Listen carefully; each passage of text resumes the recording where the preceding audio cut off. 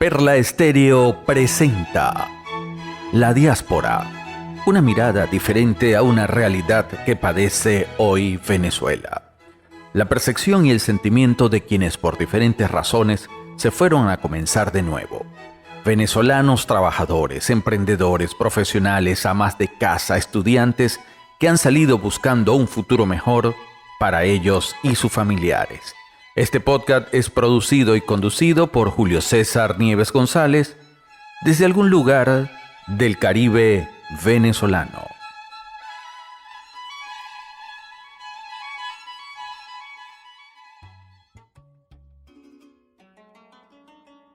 ¿Qué tal? ¿Cómo están? Bienvenidos a un nuevo episodio de La Diáspora.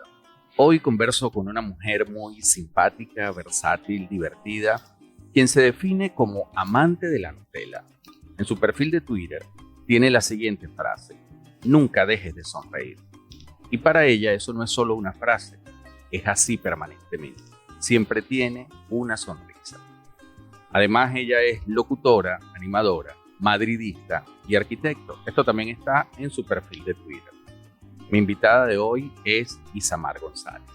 Isa, ¿cómo estás? Un placer que hayas aceptado la invitación al podcast. ¿Cómo estás, Julio? Muchísimas gracias. Gracias por invitarme. No, gracias a ti por participar. Oye, vamos a comenzar con las preguntas. Y nos gustaría saber cuánto tiempo llevas fuera del país y cómo ha sido el proceso de adaptación en el aspecto personal y en el aspecto laboral. Mira, fuera del país voy a cumplir 9 años, si no me equivoco, 8 años y medio, 9.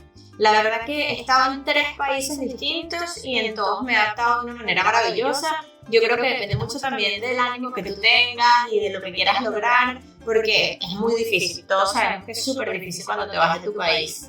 Pero la verdad que tanto emocionalmente como laboralmente, por decirlo de alguna manera, me ha ido súper bien.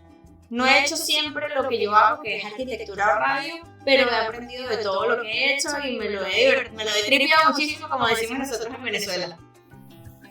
¿Dónde resides y trabajas actualmente? Actualmente estoy en Copenhague, en Dinamarca, y estoy trabajando con la construcción de la línea 4 del metro de Copenhague. O sea, que estás trabajando en una obra de gran envergadura. Sí, la verdad que sí, es la primera vez que trabajo en una obra tan grande. Es una experiencia maravillosa, estoy aprendiendo muchísimo, todos los días hay algo nuevo que aprender y además que me costó muchísimo entrar en lo que es construcción o arquitectura desde que llegué a Dinamarca. Tengo 6 años en Dinamarca y estuve casi 3 años y 2 meses buscando trabajo en mi carrera hasta que, bueno, por fin conseguí trabajo primero en una empresa española en Dinamarca y ahora tengo 1 año y 2-3 meses trabajando con el metro. Qué bien, entonces ¿estás contenta y satisfecha con la decisión que tomaste? Estoy súper feliz, la verdad, no me arrepiento. Además que yo creo que cuando yo me fui en un buen momento, me fui con varias oportunidades, pude de repente vender mi carro, irme para otro país, viajar de un sitio al otro mientras conseguía realmente lo que estaba buscando y me sentí muy bien, no me arrepiento. ¿Puedes mencionar algo que te guste del sitio donde vives? Algo que me gusta del sitio donde vivo, yo creo que todo me gusta. Si es de comida, me gusta algo que se llama flegestal, que es algo como nuestro cochino frito. Es maravilloso, se pone en el horno y te queda toda la conchita así frita como si fuese un chicharrón. Entonces eso me gusta muchísimo. Me gusta mucho que la gente pueda ir en bicicleta a todas partes. Aquí se utiliza la bici como medio de transporte. Yo estaba quizás acostumbrado a usar la bici un sábado o un domingo para ir de paseo. En cambio aquí es el transporte del día a día y eso me parece fascinante. Qué bien. Y por supuesto que debe haber mucho tráfico, ¿no? O sea, de bici, es horrible. Es horrible. La primera vez que yo salí en bicicleta estaba súper contenta, así como, bueno, voy a dar un paseíto, ¿sabes? Voy al trabajo. Y estuve súper asustada todo el camino porque la gente va en bici como uno va con el carro. Entonces tienes que saber señas, tienes que saber decir cuándo te vas a parar, cuándo vas a la derecha, cuándo vas a la izquierda. Imagínate tú a las 7 de la mañana, 3.000 personas en bicicleta. Es una locura, es una locura. ¿Cuánto tiempo te costó adaptarte a eso y aprender las señas y integrarte pues, a ese tráfico? Me costó mucho. Sí. La verdad que una vez me caí porque iba un poquito nerviosa porque, como te digo, es tanta gente, yo tenía que ir hacia la derecha y yo no tenía costumbre de ir en bicicleta con una mano, sino mis dos manos, normal, y tratando de hacer la seña para ir a la derecha, me puse nerviosa y ¡pum! Contra la acera y me caí. Hasta que, bueno, poco a poco fui agarrando. Pero todavía me pasa, Julio, cuando tengo que ir hacia la derecha, me cuesta muchísimo, porque como no soy zurda, no sé todavía mantener el equilibrio en la bici. Oye, Isamar, desde tu experiencia, ¿qué recomendarías a quienes han dado el paso de emigrar o lo piensan hacer? A los que han dado el paso de emigrar, que tengan paciencia, que no es fácil, que al principio no es como nos los pintan a todos, que bueno, te vas, llegas a otro país y ¡pum! Magia. Mira, a veces le pasa a alguien así y es un toque de suerte, pero no es lo normal. Pero les diría que no se desesperen, que hay que tener mucha humildad. Eso lo aprendí yo muchísimo porque, bueno, yo siempre me consideraba una persona humilde y que me gusta escuchar y aprender, pero cuando me fui fue una de las primeras cosas que tuve que practicar. Yo estuve trabajando en un café y cuando trabajaba en el café, de repente me venía a la cabeza gente que me decía en Venezuela, Isamar, pero te vas a ir. Tú eres Isamar González, la de la Mega. Tú eres Isamar González, el arquitecto. Y ahora estás en otro sitio haciendo café. Pues yo hacía el mejor café del mundo. Aprendí a hacer corazones con la espuma y aprendí a hacer florecitas con la espuma. Y, ¿sabes? Eso lo tienes que hacer tú porque se empieza desde abajo. Así que humildad y paciencia. Y al que está pensando en irse, pues yo creo que si uno lo piensa mucho le da como mucho miedo, ¿no? Obviamente depende de tu situación, si tienes familia, si estás tú solo, ver, conocer los países donde quieres ir quizá un poco sobre sus culturas, sus tradiciones, para que no llegues allí queriendo cambiar el país, sino tú adaptándote al sitio donde vas. Así es, eso es muy interesante, eso que dices, porque nosotros, como no teníamos costumbre o tradición de ser migrantes, sino viajeros, entonces yo he notado en el transcurso de los años y con todo este tema de la diáspora, que hay muchos venezolanos que llegan o antes de irse, mejor dicho, no tienen claro que van a comenzar de nuevo, ¿no? Y realmente uno tiene que tomar en cuenta, o las personas, creo yo, pues yo todavía estoy aquí, pero creo que la gente tiene que ver las maletas cuando se va y decir, mi vida está allí, en esas 3, 4, 5 maletas, pues eso es lo que yo soy, pues, listo. Sí. Y comenzar desde cero o de nuevo, para poder adaptarse y sentirse bien, pues para que les pase como quizás te pasa a ti o les pasa a muchas otras personas, ¿no? Mira, una anécdota que te puedo contar yo, Julio, fue que cuando yo vivía en Venezuela, y no me lo vas a creer, pero te lo juro que es verdad, yo tenía 92 pares de zapatos, de distintos colores. Yo usaba muchos tacones y me gustaba muchísimo combinar los tacones con la camisa y la camisa con los zarcillos, y tenía zapatos azules, verdes, morados, todos los colores que te puedas imaginar. Cuando decido irme, yo decía, bueno, ¿ahora cómo hago, no? ¿Cómo hago con todas las cosas que tengo? Y nada, repartí las cosas entre mis amigas en la oficina donde yo trabajaba y me fui con una maleta de 25 kilos. Me llevé mi computadora porque yo trabajaba con mi computadora, era mi medio de trabajo, y me llevé mi gato. Eso fue todo. Exacto. Bueno, fíjate, y después de un tiempo, mira dónde estás, pues, o sea, has construido una vida, pues, que esa es la idea, ¿no? Por supuesto, que esa es la idea, ¿no? A veces pienso yo que cuando nos apegamos mucho a las cosas, ya nos estamos como saboteando un poco, porque no es tan fácil irse, pero después si uno se va como, ¿sabes? Un poquito más relajado, más mente abierta, las cosas van fluyendo, siempre van a fluir. Claro, así es. Oye, ¿piensas en algún momento regresar al país? No. La verdad que no, por lo menos a vivir no lo tengo en mis planes, no en mis planes futuros. Me encantaría ir de vacaciones, por supuesto que quisiera llevar a mis hijos a la isla de Margarita, que disfruten de todo, pero si te soy sincera, tengo un poco de miedo de hacerlo. Me da un poquito de miedo, también te acostumbras mucho a la calidad de vida, te acostumbras mucho a tener electricidad, te acostumbras mucho al agua, te acostumbras a muchas cosas y me da miedo, me da un poco de miedo. Entonces, y hipotéticamente, si regresarías, o aunque fuese de visita, ¿cuáles crees que son las condiciones óptimas que deberían existir? Primero que nada, la seguridad. La seguridad es una de las primordiales porque ir para allá y no sentir ese miedo, a mí me costó bastante el dejar de caminar y ver hacia atrás si alguien me perseguía. Yo tuve una mala experiencia en Venezuela y por eso fue que decidí mudarme. Y también el sistema de salud. Ahora soy mamá, tengo 2 niños, uno de 5 años, otro de 3, y de repente pienso, bueno, si les llega a pasar algo y necesitamos un médico, necesitamos ir a un hospital, a una clínica, eso es lo primordial, seguridad y salud. Claro, eso es importante y es fundamental.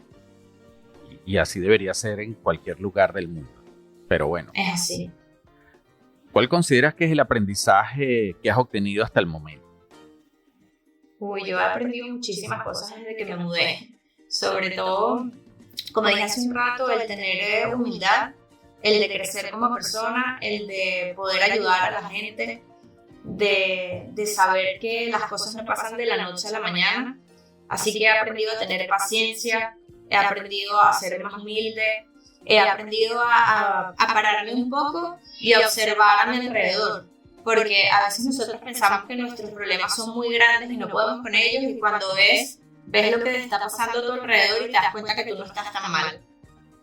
Fíjate, todos esos aprendizajes que tú has obtenido, así como todos los venezolanos que están fuera, si en algún momento hipotéticamente pudiesen regresar, ¿tú crees que esos aprendizajes contribuirían al mejoramiento de nuestra sociedad y al desarrollo del país? Oye, yo siempre lo he pensado, y yo he pensado que si la situación o las circunstancias cambiaran, sería maravilloso que los que estamos afuera aprendiendo y creciendo pudiésemos volver a nuestro país y enseñar quizás esas cosas, ¿no? A mí me preocupa un poquito cómo se está desarrollando ahorita el ser humano en el país, porque, ¿sabes? Cuando uno tiene que vivir en ese nivel de estrés y de tener que resolver las cosas, como que dejas de lado otros valores. Entonces, me gustaría y tengo la esperanza de que sí en algún futuro volvemos a reconstruir y a enseñar de las cosas buenas que hemos aprendido alrededor del mundo. Isa, ¿sabes? Estos 2 últimos años, el año 2020 y esto que va del 2021, han sido para toda la humanidad algo total y absolutamente nuevo. Porque bueno, no habíamos vivido una pandemia, ¿no? Y sí, correcto. ¿Cómo ha sido vivir la pandemia en Dinamarca? Julio, yo me siento súper afortunada de estar en este país. En Dinamarca comenzó el tema, digamos, por decirlo de alguna manera, de la pandemia y del COVID en marzo, abril del año pasado, aproximadamente. En los primeros meses en Dinamarca prácticamente no se hicieron mayores cambios. Hubo gente, los que tenían la posibilidad de trabajar desde su casa, se iban a trabajar desde la casa, con sus ordenadores. Aquí en Dinamarca ya se trabaja mucho con algo que es el flexitime, es decir, que si una persona se quiere quedar en su casa un día o 2 días, puede hacerlo. Entonces comenzaron por eso. Hace algunos meses fue que implementaron el uso de la mascarilla, que era obligatorio para lo que es autobuses, trenes, digamos, los medios de transporte. Y fue que cerraron por primera vez restaurantes, boutiques y escuelas. Pero recordemos también, en Dinamarca son 5 millones de personas, entonces es como un poco más fácil de manejarlo. Y el danés es una persona responsable. Aquí te dicen, recomendamos, en Dinamarca no te obligan. Aquí no van a decir, es obligatorio quedarse en la casa. No. Aquí el gobierno sale en televisión y dice, recomendamos que el que pueda quedarse en la casa, por favor se quede. Y la gente se queda. Entonces la verdad que yo he visto cómo funciona civilmente un país, que no están esperando porque alguien le diga lo que hay que hacer. Para mí, yo tuve mucha suerte porque trabajando en el metro no dejamos de trabajar ni un solo día. Estuvimos trabajando, ha sido bastante complicado, nos hacen el test de corona todas las semanas. Y si hay una persona que es positivo, el círculo cercano tiene que ir a cuarentena, quedarse 10 días en su casa, hacerse el test, pero súper organizado. Y ahí el proceso de vacunación ha comenzado allí. Sí, aquí comenzó el proceso de vacunación, fue uno de los primeros países y uno de los que ha ido más rápido. Y según lo que dice el gobierno, estaremos todos vacunados para finales de junio, principios de agosto. Qué bien. Sí, la verdad que ha sido muy bueno. Comenzaron obviamente con los que son los trabajadores en los hospitales, médicos, enfermeras, personas que estén en riesgo, y los adultos mayores, que son las personas de mayor riesgo obviamente también, y luego van por edad. Sí, bueno, esa más o menos es la mecánica en la mayoría de los países. Oye, Isa, antes me hablaste de una anécdota, pero ¿hay alguna otra anécdota que tengas que quieras comentarnos estando viviendo, que hayas vivido allí en Dinamarca? Uy, mira, tengo muchísimas anécdotas. Tengo anécdotas sorprendentes de ver a la gente de repente sacando un ordenador y trabajando en el autobús. Y yo así como que, bueno, pero señor, ¿por qué está haciendo eso? Como también el trato de los daneses hacia mi persona. ¿Qué te gustaría escuchar, Jul? Dime, ¿de qué tema te gustaría que te cuente una anécdota? Del que tú quieras. No sé, si tienes tanto, pues entonces cuenta varias, pues, de interacción con la gente, de cosas que te han pasado con, no sé, cuántas anécdotas. Mira, con la gente me ha pasado con el idioma el danés. Ojalá yo no me escuche ningún danés que entienda español ahora en este momento. Es horrible. Es un idioma súper feo. Pareciera que estuviesen peleando todo el tiempo y es muy difícil de pronunciar.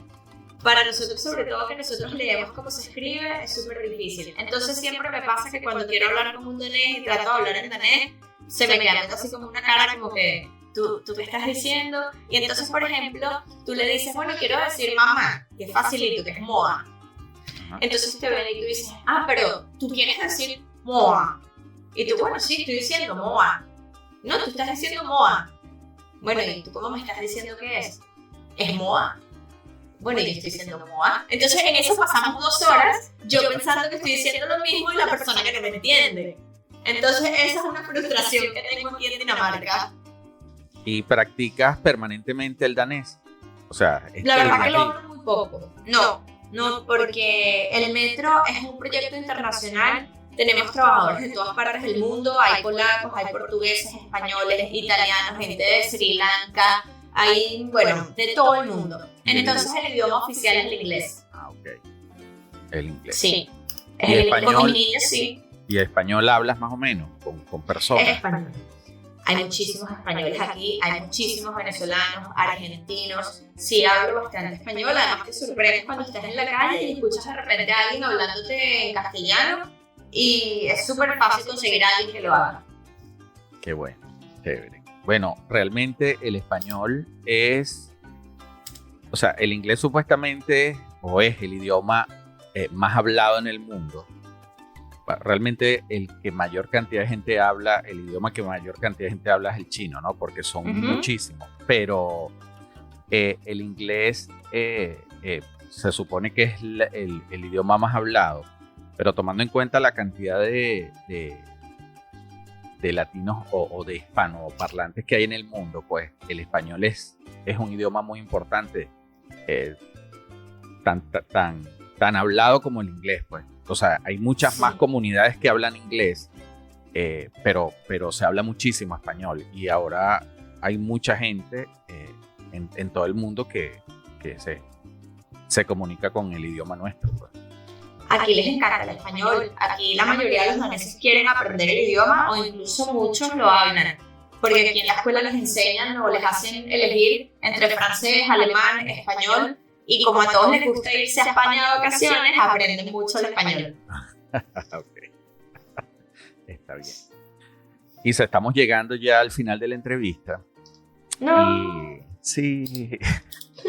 Son apenas 12 preguntas. Y bueno, ya esta es la última. No importa, podemos hacer otra entrevista otro día, no te preocupes. No, claro. Evidentemente también tengo una limitación de tiempo a la hora de subir el podcast. No tengo más de 1 hora y entonces como le incluyo música, pues trato de que las entrevistas no pasen más de 30 minutos, algo así, ¿no? No te preocupes, pero a mí me queda la maña de que yo hablo hasta por los codos. Eso no se me quita. Bueno, quizás en algún momento entonces hagamos un podcast de algún tema, pero juntos, pues que hagamos un podcast que salga con cierta regularidad y con un tema. Anotadísima esa idea. Sí, me parece que es interesante. Realmente, ahora que estoy en esto, o sea, esto no tiene absolutamente nada que ver con la radio. Es un mundo totalmente nuevo, diferente. De hecho, he tenido que aprender una cantidad de cosas porque, bueno, no es solamente grabar algo, o sea, hay todo un entramado, por llamarlo así, a través del podcast. O sea, hasta hace poco me enteré que hay hasta premios que hacen ¡Wow! anualmente. Sí, o sea, yo ni siquiera sabía. Hay una cantidad de cosas que se deben hacer para que, igual que en las redes, pero para obtener escuchas, para que los podcasts funcionen. Hay gente que hace listas de podcast y entonces ellos los mencionan dentro de sus propios podcasts, la forma como se hace, las herramientas que hay. O sea, realmente bueno, es una cuestión total y absolutamente nueva y me parece muy interesante. Y además que se le puede sacar mucho provecho porque, bueno, se pueden hacer varios a la vez, incluso con diferentes personas y diferentes temas. Entonces, bueno, esa invitación está abierta. Wow, de verdad que me encantaría. Y te digo que yo tampoco conozco mucho de esto. Yo desde la radio he hecho algunas cositas por allí, pero como que no me he metido de lleno en este nuevo mundo digital, por decirlo de alguna manera, ¿no? Yo me siento bastante neófita cuando hacemos todo esto y me dicen que me tengo que conectar en algo. Pero bueno, yo creo que esa es la idea, evolucionar, intentar cosas nuevas y ver qué tal sale, ¿no? Divertirse. Exacto, claro, porque además es que esto es o sea, para uno quizás es un poco difícil adaptarse yo tengo 25 años haciendo radio y además adaptarte a nuevos modelos, a nuevos sistemas, porque si yo fuera un chamito, pues no importa, porque los chamos ahora o sea, nacen con esta tecnología, pero nosotros hemos tenido que pasar por una cantidad de adaptarnos y aprender una cantidad de cosas, entonces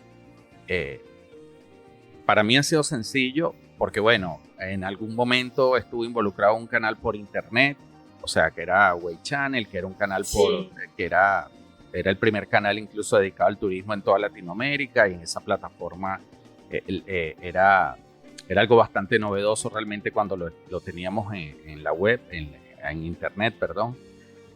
La radio que tenía por internet, entonces, y bueno, el manejo de las mismas redes y toda esta cosa, pero es demasiado, además, es algo demasiado demandante. Sinceramente hay que dedicarle muchísimo tiempo, o sea, con mucha seriedad, pues para que funcione hay que hacerlo en serio. Pero es interesante y es fascinante a la vez. A mí me parece que es súper fascinante y admiro mucho a las personas que lo hacen, el tener que producir, ¿sabes? Las ideas, las preguntas, el contactar a la gente. A veces la gente piensa que no, bueno, es solamente sentarte delante de un ordenador y listo, y no es así. Además, para hacer algo de calidad requiere tiempo, requiere que investigues, que sepas sobre lo que estás hablando, y eso es mágico. De la manera que sea, siempre va a ser mágico. Claro, porque además hay que dedicarle, como tú dices, o sea, es como cuando uno hace un programa, pues, o sea, hacer un programa implica que había que hacer un guión. Yo por lo menos lo hacía así, pues, o sea, yo me acostumbré a trabajar con guiones, aunque uno improvisase. A mí siempre, o sea, todo lo que yo decía al aire siempre estaba escrito en un guión, ¿no? Que ese guión lo hacía una productora, incluso en algún momento Fiorella lo hizo, que era productora, asistente de producción, tenía otra productora, pero aquí uno tiene que hacer todo. De hecho, yo he tenido que aprender a editar audio, a hacer cosas que antes no hacía, que hacía la gente que se encargaba de los departamentos de grabación en las emisoras cuando uno estaba trabajando. Pues. Claro, el equipo como que se hace más pequeño, ¿no? Ya tienes que ser tú para hacer todo lo que hacía un equipo de producción, de audio. Exacto. El trabajo que hacían 3 o 4 personas, quizás 5, lo hace solamente uno. Exacto, así que tienes que dedicarle mucho tiempo. Así es, así es. ¿Hay alguna canción que te conecte con el país? Sí, vale, tienes muchísimas canciones que me conectan con el país. Yo lamento decir que nunca he sido mucho de música llanera o joropo y estas cosas. Sí lo escuché, sí lo bailaba en el colegio, pero cuando pienso en canciones que me hacen recordar a Venezuela, pienso en Desorden Público, pienso en Zapato 3, pienso en Candy 66, Sobre todo pienso en Mulato, a quien tuve la dicha de conocer en la isla de Margarita, y tengo esa anécdota también de que cuando me mudé para la isla, porque yo vivía en Caracas, yo estaba muy brava con mi mamá. Yo le decía a mi mamá, yo no me quiero ir a Margarita, el Caracas es Caracas, ¿sabes, no? Típico como piensa el caraqueño. Entonces cuando llegué a la isla, yo lo que hacía era escuchar Mulato, la canción de Caracas a todo volumen, todos los días. Era Caracas, vamos a bailar, tú eres... Discúlpeme porque yo no canto, pero esa va a ser mi canción por siempre. Por siempre voy a poner esa de Mulato. Y a mí me pasaba algo muy distinto. Tú sabes que por lo general la gente cuando limpia escucha el gatañón, yo escucho pantaletas negras de Zapato 3. Bueno, está bien, no todo el mundo tiene que escuchar lo mismo.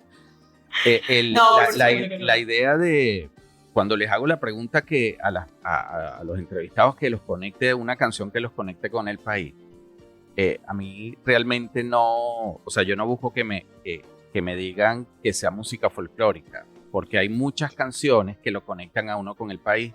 Lo que sí me interesa es ver hasta qué punto de vista el gusto musical con respecto a los artistas venezolanos. Porque bueno, sabes que yo todavía está en internet, tengo una emisora que es Perla Estéreo, y esa emisora, pues cuando se creó, fue con la idea de promocionar, promover y exponer al talento venezolano, ¿no? Al talento venezolano en los diferentes géneros. Porque hay algo que mientras nosotros hicimos radio, pues era muy difícil que el talento venezolano, sea del género que fuese, se escuchara permanentemente en una emisora, ¿no? Sí. Y eso a mí me parecía totalmente injusto, incluso cuando hacía programas e invitaba a una agrupación al programa, entonces trataba de que la hora completa del programa fuese de esa agrupación, hablando de su trabajo y escuchando la música que colocaban. Entonces siempre tenía como era complicado porque tenía que decirle al gerente de producción o al director de la radio que me permitiese cambiar la pauta musical en esa hora, porque a mí me pareció una descortesía que yo invite a alguien al programa para que hablemos de su música y entonces vamos a una pausa musical y ponemos a cualquiera menos a ellos, ¿no? O sea, me parecía que eso era... También lo viví muchísimo. Claro. Entonces, pero es para saber más o menos qué canción los conecta con Venezuela, independientemente incluso de la época, porque uno evidentemente tiene una época en la infancia, después en la adolescencia, en la adultez, y en cualquiera de esas épocas uno puede, hay alguna canción que lo puede, por algún momento que uno vivió, porque a la hora de la verdad, las canciones están relacionadas de manera directa en nuestra memoria a momentos que hemos vivido, sean Por buenos supuesto. o sean malos. Pero es eso. Es que disculpe Julio que te interrumpí, yo te puedo decir, por ejemplo, en momentos buenos, entonces me viene Quinchango a la mente cuando estábamos en las descargas que se hacían en Playa del Agua, y yo tenía creo que 13, 14 años la primera vez que fui, me llevó mi mamá y eso fue lo máximo. Y entonces, ¿sabes? Escucho Quinchango y voy directamente a la playa a ese momento. Después me acuerdo cuando estaba despechada porque tenía un noviecito que no sé, me puso los cuernos, y entonces pienso en Franco De Vita y muchísimos artistas venezolanos que siempre me han acompañado, que me han gustado mucho, ¿no? Yo siempre he tenido unos gustos quizás no diferentes, porque a mucha gente le gusta lo mismo que le gusta a mí, pero he sido más hacia lo que es el rock. Me gusta mucho el talento nacional también y traté de apoyarlos muchísimo en todo.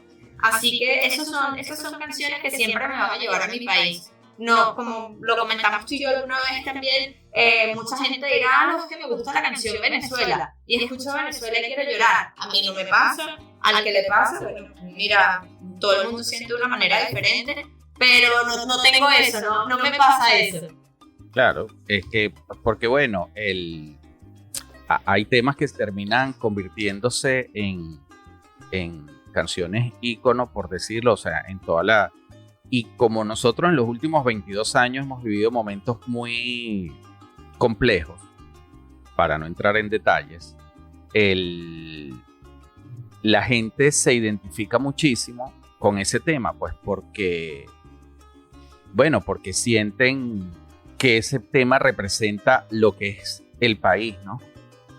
Que además hay un dato curioso porque quienes escribieron esa canción eran dos españoles, nunca estuvieron en Venezuela, la canción se la escribieron a una mujer, pero bueno, es una canción muy bonita y la gente se conecta con eso, pero hay mucha música en este país con la que la gente se puede conectar, que puede sentirla, sea folclórica o sea popular o sea rock, no importa el género, pero yo creo que me parece interesante saber qué canción, qué tema o qué grupo conecta con los invitados. Pues eso me parece un ejercicio interesante. Por supuesto, además que entonces vas conociendo un mundo de oportunidades y opciones, ¿no? Porque todos tenemos gustos distintos, todos como que el corazoncito nos late para otro lado, cada quien a su manera, y eso es súper emocionante. Además que la música que me gusta a mí no necesariamente te tiene que gustar a ti, pero nos puede conectar de cierta manera. Claro, así es, así es. Isa, muchísimas gracias por haberme concedido estos minutos en la noche de Dinamarca, porque ya es de noche ya. Sí, muchísimas gracias a ti. Gracias por haber aceptado la invitación y bueno, espero que te siga yendo muy bien, que sigas disfrutando de Dinamarca y que todos tus proyectos se hagan realidad en el futuro. Muchísimas gracias, Julio. Como le digo a la gente que quiero, mi casa pues es tu casa.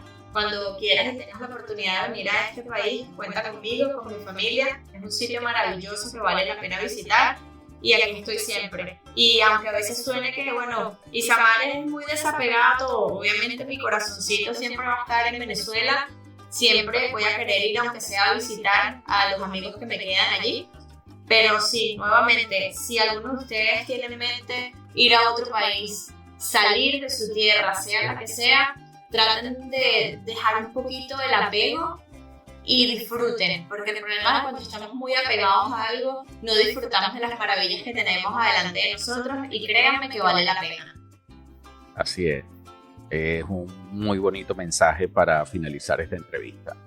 Muchísimas gracias, Isa, y bueno, de mi parte será hasta un nuevo episodio de La Diáspora, cuando estaremos conversando con otro venezolano alrededor del mundo. Chao, hasta luego.